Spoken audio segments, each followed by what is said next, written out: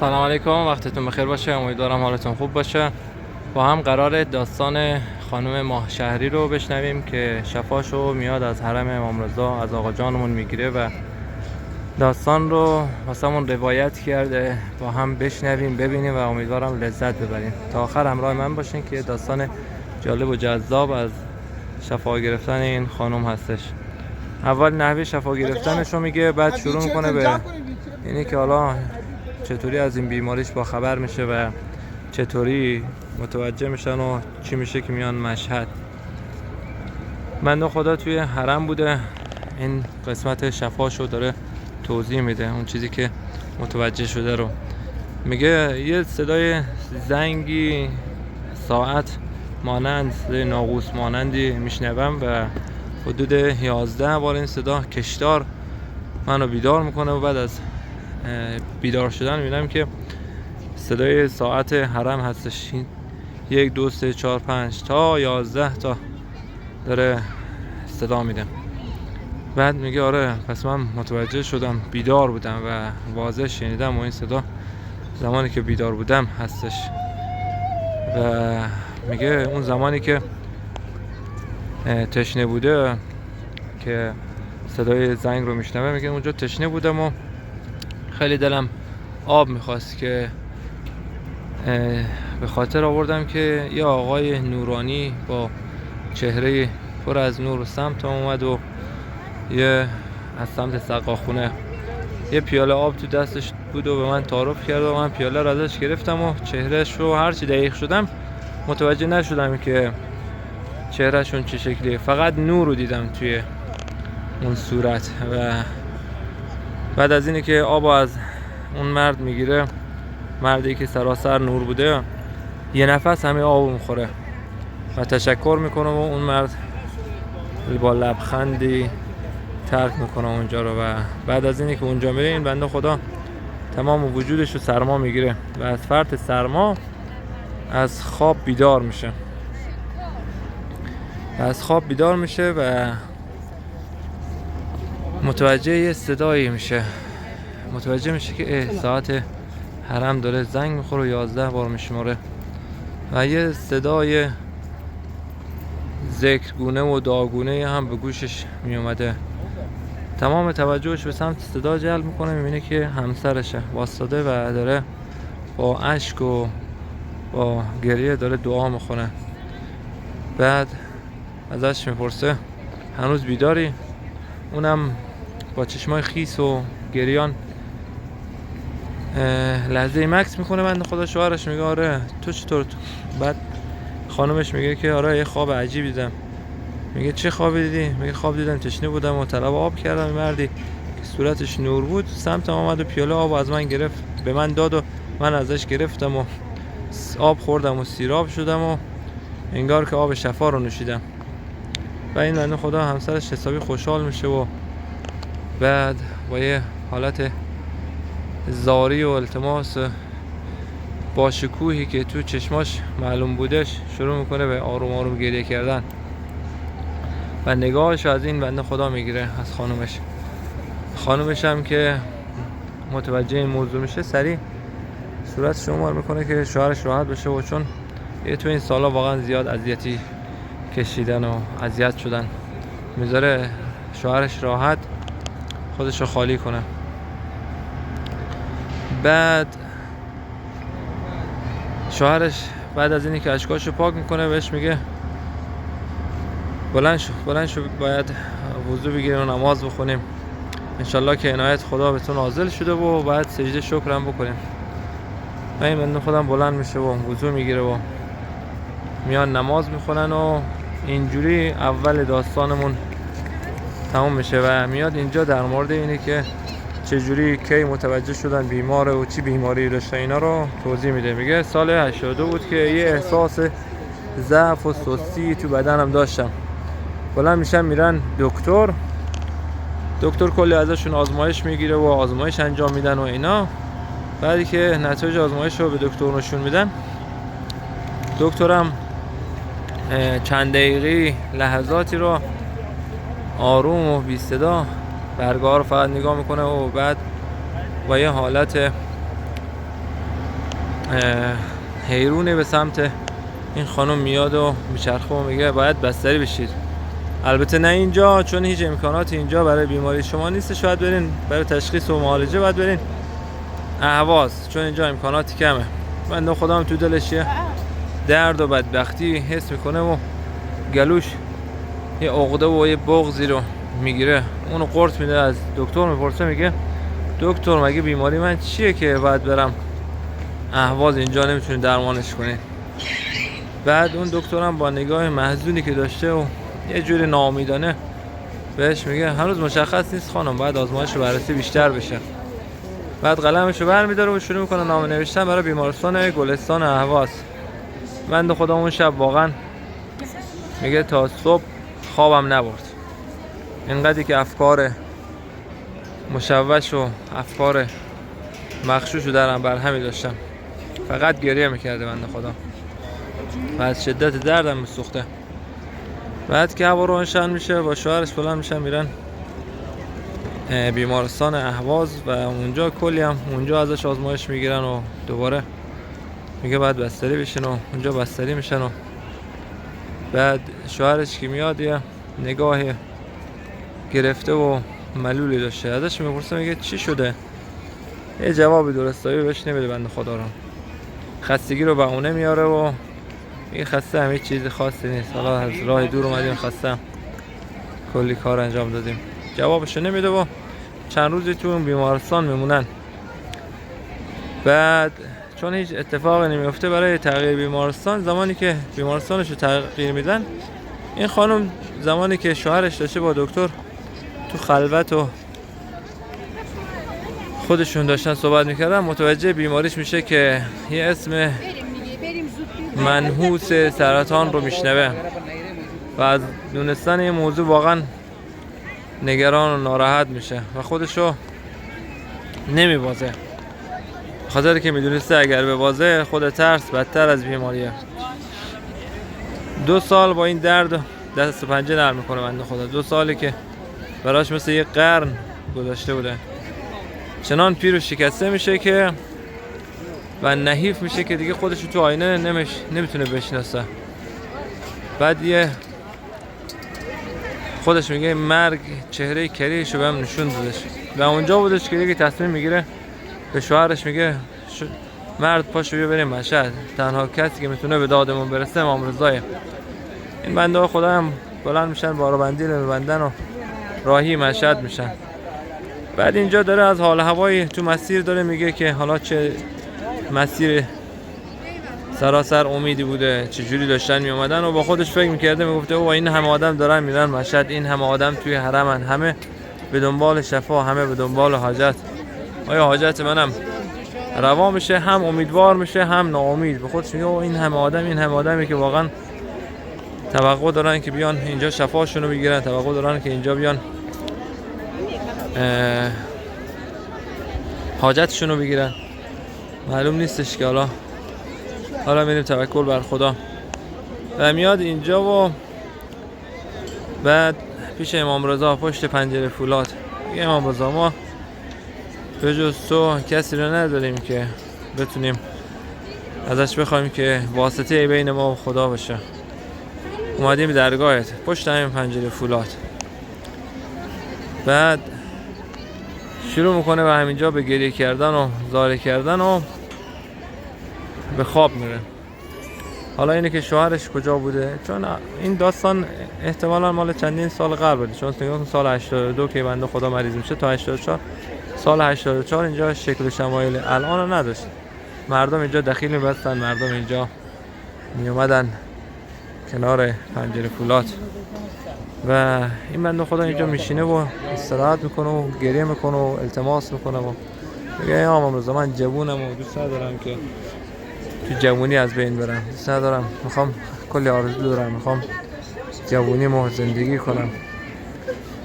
و همینجوری بوده که به خواب میره و با صدای ساعت از خواب بیدار میشه و همون ساعت 11 بوده و 11 بارم صدای ساعت رو شنیده بوده حالا این بنده خدا.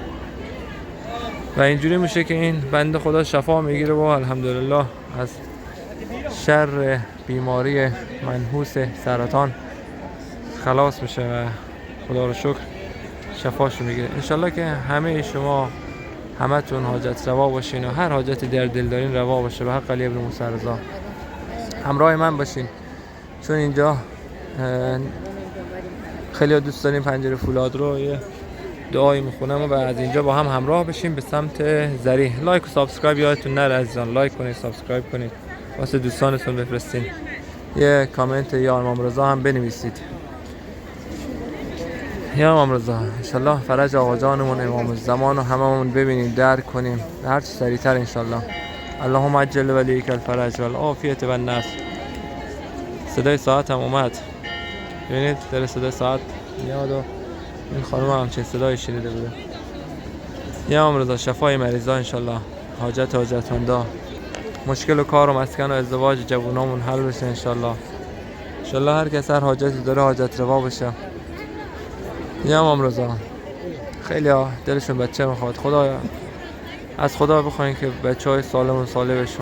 یا امام رضا هر کس هر حاجتی داره حاجت روا بشه. خیلی ها گرفتارن، خیلی ها دربند دارن، زندانی دارن، بیگناهن، هر چی سریعتر آزاد بشن و تو جمع خانوادهشون باشن. یا امام رضا همین عزیزانی که تا اینجا همراه ما بودن همشون حاجت دارن، همشون گرفتارن، هممون محتاج دعای شما هستیم. یا امام رضا واسطه شو پیش خدا، آبرو داری آقا جان، مشکلات و گرفتاری های همه حل بشه انشالله. هر کس هر حاجتی داره حاجت روا باشه. یا امام رضا عزیزان همراه من باشین که با هم بریم به سمت ذریح امام رضا.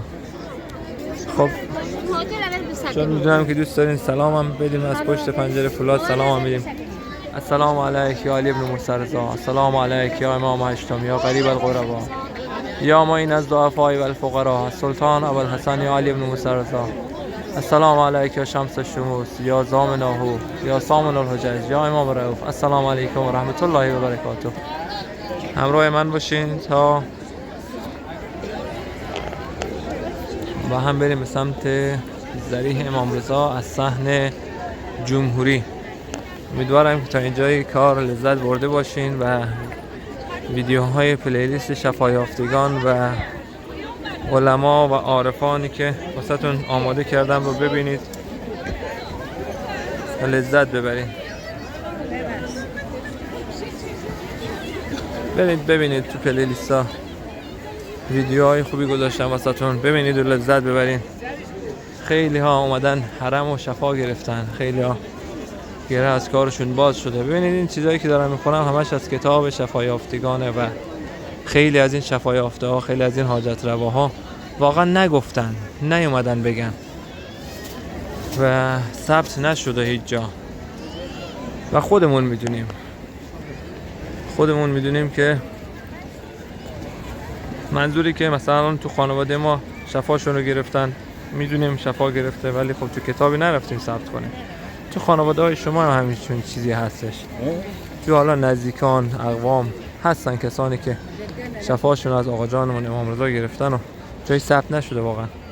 و بی نهایت از این شفایافتگان و حاجت گرفته هایی که حاجتشون از آقا جانمون گرفتن. انشالله که نفر بعدی کسی که حاجت میگیره یکی از شما عزیزان باشین که حاجتشو از آقا جان میگیره. بعد از دیدن این ویدیو از خدا میخوام که همتون حاجت روا باشین. یا امام رضا خودت به داد همه برس. یا امام رضا همراه من باشین با هم بریم به سمت ذریح سراسر نور امام رضا جانمون.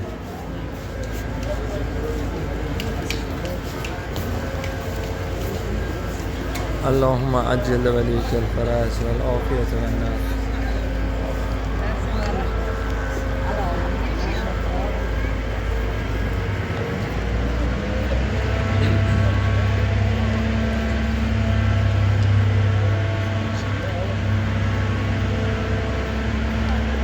انشالله تمام گرفتاریاشون حل بشه، تمام مشکلاتشون حل بشه، تمام حاجتمندا حاجت روا باشن انشالله. ای خدا هر کس هر حاجتی داره انشالله حاجت روا باشه. حق علی ابن موسی رضا. خیلی دوست دارن اینجا تو حرم امام رضا جانمون باشن، زیارت کنن، ببینن، لذت ببرن، چایی بخورن، دعا بخونن، نماز بخونن. انشالله قسمت روزی همتون بشه. بیاین زیارت آقا جان، بیاین از نزدیک زیارت کنین.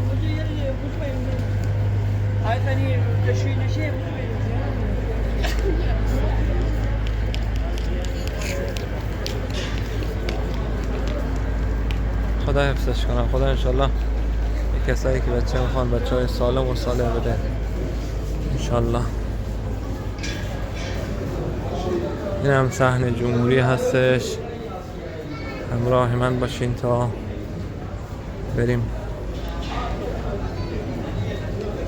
به سمت ذریح امام رضا جانمون. اینجا هم پنجره فولاد. الان تو خیلی از صحنه‌ای که به سمت حرم امام، سمت ذریح امام هستش، پنجره فولاد گذاشتن دیگه. پنجره فولاد صحن گوهرشاد، پنجره فولاد صحن انقلاب، پنجره فولاد صحن جمهوری. خب بریم من کفشامو اونور بدم کفشداری. البته داخل هم کفشداری داره.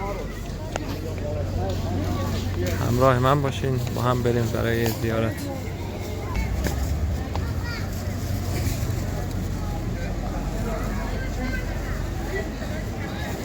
اینم اینجا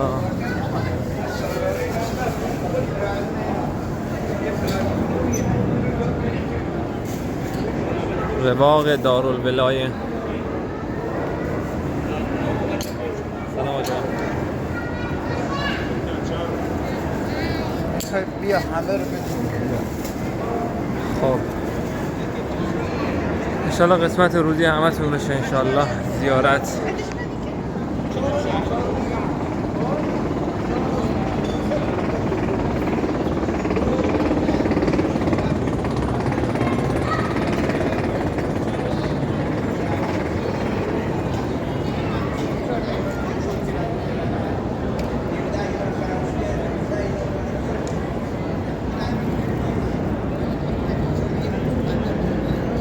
اللهم صل على علي ابن موسى الرضا المرتضى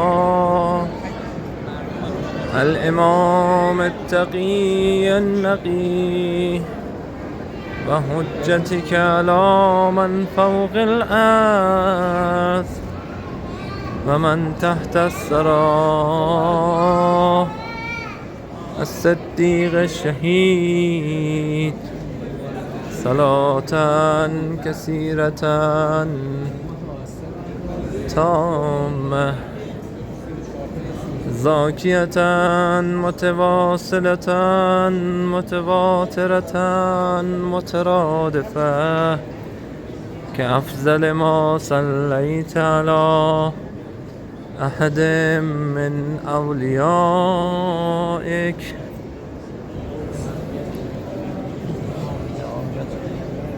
اینجام پنجره فولاد.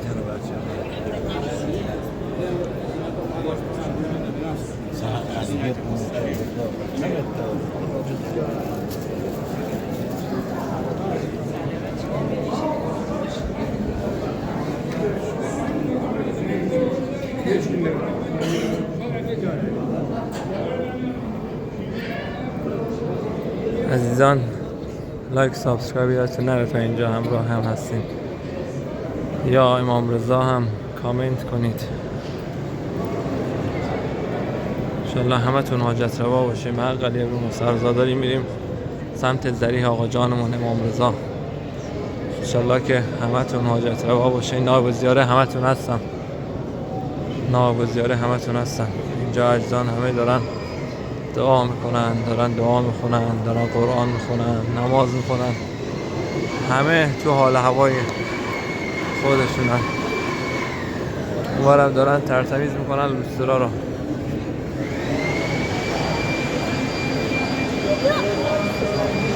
السلام علیک یا علی ابن موسی رضا. السلام علیک یا امام هشتم، یا غریب الغربا، یا معین الضعفاء و الفقراء، السلطان ابوالحسن یا علی ابن موسی رضا. السلام علیک یا ضامن او یا ضامن الحجج. السلام علیکم و رحمت الله و برکاته.